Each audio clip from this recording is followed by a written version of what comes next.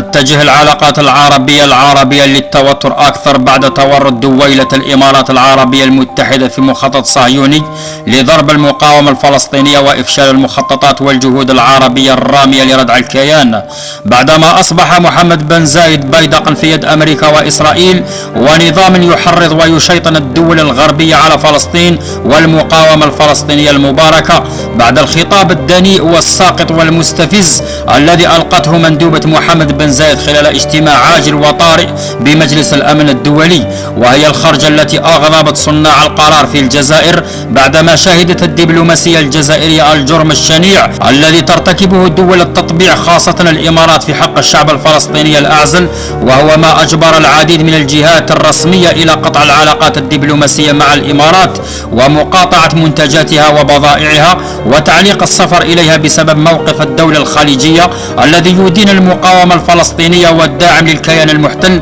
ويبرر له كل جرائمه الوحشية ضد الفلسطينيين تحت مزاعم حق الدفاع عن النفس. والجزائر كغيرها من الدول التي رافعت لأجل الشعب الفلسطيني وناضلت من أجل قضيته وقضيتنا العادلة، شدد الجزائريون بضرورة طرد سفراء الدول الداعمة لدولة الاحتلال ومغادرة البلاد فورا، ووقف تصدير النفط والغاز للدول الأوروبية الداعمة للكيان المحتل في حال استمرار المجازر في قطاع غزة، وهو الموقف الذي أعرب عنه البرلمان الليبي كأول برلمان عربي ينتفض بهذه الطريقة المشرفة ضد الكيان الصهيوني وأعوانه في المنطقة. كما شددت الشعوب العربية المنتفضة ضد الكيان الصهيوني على غرار الشعب الجزائري الأصيل، مشددين على السلطات العليا في البلاد أخذ زمام المبادرة العربية وإعطاء مهلة 72 ساعة لسفراء الدول الأوروبية الداعمة للكيان الصهيوني كفرصة لمراجعة مواقفهم وإدانة إسرائيل، وإلا فإن العواقب ستكون وخيمة في المستقبل القريب